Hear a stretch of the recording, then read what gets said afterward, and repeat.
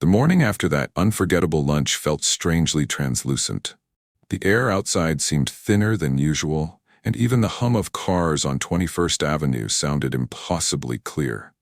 I woke up before my alarm, went to make coffee, and found Mason already at the table, fiddling with a game controller. We exchanged a nod. After everything that's happened, we've developed this silent, almost telepathic understanding. I poured him some orange juice, and he suddenly asked if I wanted to shoot hoops with him by the school later. "I think it's time to get back in shape, Dad," he said, and that time sounded like a survival plan. Two people trying to fill the gap between them with movement, laughter, and, maybe, relief. Work became both my refuge and my trial by fire. Every bolt I tightened in a client's engine reminded me how easy it is to strip a thread if you're working blind. Old-timer Gus once winked at me and said, "Jake, you're practically our philosopher now." I just smiled. But that night I scribbled in my notebook, "If you want to mend someone else's crack, first find your own." So I booked my first ever therapy session. In the waiting room there were people of every age, and the thought that pain doesn't discriminate somehow comforted me. Every Tuesday I started handing fragments of my story to Dr. Lindsay Harper. She reminded me of my high school English teacher, Ms. Mark. Stern glasses, gentle voice. We talked about trust, how I'd stuffed jealousy into silence, and how Susie, afraid of seeming selfish, buried her feelings for Ben under the guise of just being busy with work. By mid-spring my journal held dozens of pages. I'd flip back to them like a technical manual. At character 17,446, a first flare of anger. At 23,010, questioning whether I'd rushed to call the lawyer. Meanwhile, Susie moved into a little two-bedroom apartment in Brixton Park with a tiny balcony. Mark popped in once a week like clockwork. Mason kept his distance, but one night he declined my movie invite, texted, "Mom, already bought tickets for Comet 4. I'll be there." I handed him $20 for popcorn, though I knew she'd already covered it. He came home quiet, with someone else's cologne on his shirt, and simply said, "It was okay, but home's better." That was enough for me. By early June, Gus and I took on a midnight job repainting 3 old Mustangs for a collector. Under the compressor's rumble, I told him how I first met Susie in a Nashville bookstore back in my college wrestling days. He nodded, shook his head a little, and said, "People don't change, Jake. They unfold. You just saw a new layer of her." He said it without blame, almost respectful of life's unpredictability. Soon after, Susie's sister Julie, who lives in Florida, called. We hadn't spoken for over a year. She wanted to know if everything really fell apart and if she should fly up to help. I told her, honestly, "Be there for Susie. I'll manage." Hearing it out loud stung like admitting weakness, but it might have been the first truly grown-up thing I said about our split. In July, 2 weeks before the hearing, the school summoned us. Mason had made the summer robotics team, but they needed a parent chaperone for the regional competition. He handed me the form and quietly asked me to sign. I signed it without checking with Susie. Our house became a low-key drone workshop, soldering irons on the kitchen table, a mini lathe in the garage, Mason's headphones piping music, and occasionally, laughter. The walls that had felt so mockingly empty began to hum with teenage chatter again, and strangely, it warmed me. Susie found out about the project through the school and sent me a check for diodes and battery packs. I returned it with a note, "Thanks, we've got it covered." She didn't reply, but that evening I got a scanned PDF of a handwritten letter. "I'm glad you two are so close. My biggest fear was losing his trust." It was measured, but there was genuine warmth in her words. Then came the 5-minute court appearance. We sat on wooden benches, smelled like old-school supply closets. The judge, a woman in her 60s, flipped through the papers, checked 2 dates, and with a snap of her fingers declared, "The divorce is granted." It was over faster than my annual car inspection. We stepped outside and inhaled the hot August air at the same moment. Susie asked softly if we could hug one last time. I shrugged, "I guess." Her arms wrapped around me carefully, as if she feared crushing the ashes of what remained. After a second or two, we stepped apart and walked to opposite ends of the parking lot, without planning another meeting. Autumn hit without warning. Yellow leaves by the school fell so fast, it was like someone hit fast forward on a film reel. Mason's robots made it to the national semifinals in Seattle. I booked my flight and thought I'd combine the trip with a repainting job for a yacht maker. Right before the flight, Mason handed me another boarding pass, one extra seat on the same plane. "Mom wants to go too. I said you'll decide." I called Susie and told her I was fine with it, only if she really felt up to it. After a long silence, she exhaled. "Thanks." The flight was flawless, like the universe was giving us a break from our drama. Susie and I sat in different rows. I was struck by how natural her presence felt. No pain, no anxiety, just real. The hotel put us on separate floors, as if they sensed the backstory. The competition was a riot of tech demos, solder fumes, and coffee. Mason's team placed second. I cheered like a kid. When they called the runner-up, Susie bolted to hug Mason, then looked at me, inviting me into that moment. For one fleeting instant, I felt time could heal without erasing the cracks. That evening, we all went out to dinner. The conversation was calm, comfortable. No awkward pauses, like every line was vetted for respect. I watched Mason nod to Susie's selfie request. He stood just far enough that there was an unspoken bubble between them. No bitterness, just boundaries.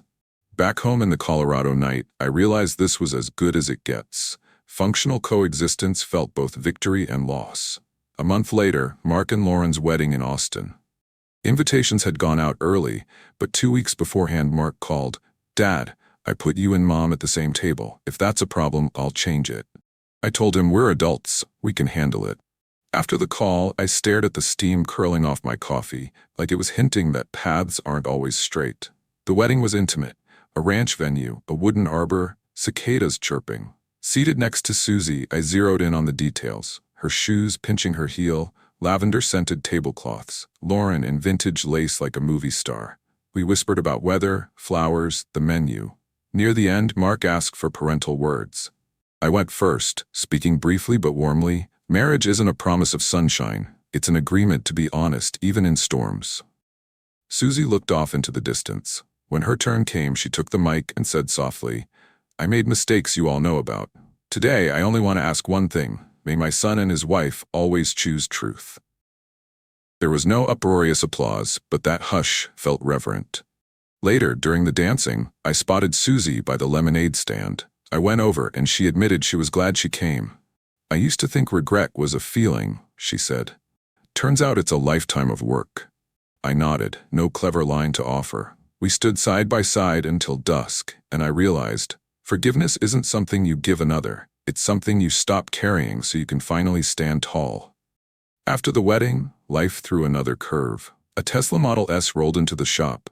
Rare color, owner was David Roth, an IT director at a local media startup. While I ran diagnostics, he grilled me about shop life and asked, "Want to be a guest on our pilot podcast about people redefining themselves after a crisis?"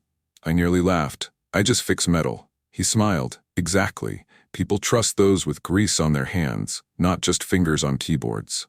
2 months later, we recorded a broken ring, a whole engine. I shared how anger became a loaded silence, and silence led to honest talks with myself and my therapist. The episode hit the top 25 in self-improvement on Apple Podcasts. It floored me. Friends said my voice sounded strong yet calm. One listener wrote, "I wasn't on the brink of divorce, but I was afraid my wife might leave." After listening, we tried couples therapy. Meanwhile, Susie moved from Brixton Park to Boulder, closer to the mountains, more running trails, fewer old friends spreading gossip. She sent Mason a photo of her new townhome, a bright red front door. Mason showed me without comment. I noticed how softer his tone was when talking about his mom. She's training for a marathon. A year ago, he would have jumped topics. One mid-March morning, getting ready to record season 2, I got a text from an unknown number. "Jake, it's Ben Lawson. Can we talk? Not about Susie, about myself." My heart pounded like the old chat pixel panic. I texted okay, then flipped my phone face down.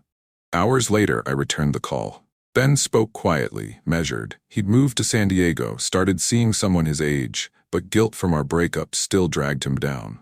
I thought I just fell for an older woman. Then I realized I helped break a family. I wanted to apologize. In the silences between his words, I heard every expectation I had for myself shatter. I told him, I was a kid in some ways, silent when I should have asked questions. I hope you and Susie both learned from it. He sighed, like someone finally allowed to turn the page. After hanging up, I realized those old wounds had finally closed. I reached out to Elaine, the dentist I chatted with at the podcast launch reception for coffee. Our conversation flowed, no past comparisons. By spring, Mason was earning his first paycheck teaching neighborhood kids 3D printing. He commandeered our kitchen for workshops. I let him. The house buzzed with voices again. One evening I found his to-do list. 1. Finish drone server. 2. Get mom marathon tickets. 3. Tell dad you're proud. I left it where it was. He'll decide when to check it off. In May, we got a graduation announcement, class of 25, embossed in gold. Mason wanted both parents and his brother-in-law there. We sat the family together and rehearsed who'd sit where. On that hot ceremony day, I saw Susie in a mint green dress, her athletic frame matched by a newfound gravity in her eyes.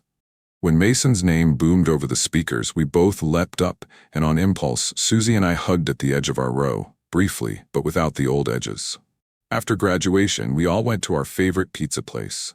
Mark talked about buying a house outside Austin. Lauren is expecting. Mason laughed. Uncle Robot Guru in action. Susie passed me the sauce dish, and I noticed how our eldest's joy banished the last of the drama. Summer arrived faster than any before. Mason prepped for college in Arizona. I helped hunt for housing, mapped out his fears. Don't drain the laptop battery, keep your balance. Susie sent links to scholarships. We created a group chat, M-Team, trading memes and deadlines. One evening I came home from a date with Elaine. Everything calm, no wild romance. On the porch sat Susie with a container of fresh peach pie. She smiled. Surprise visit, your favorite. Mason said it was today's anniversary of your first podcast recording. We moved to the kitchen.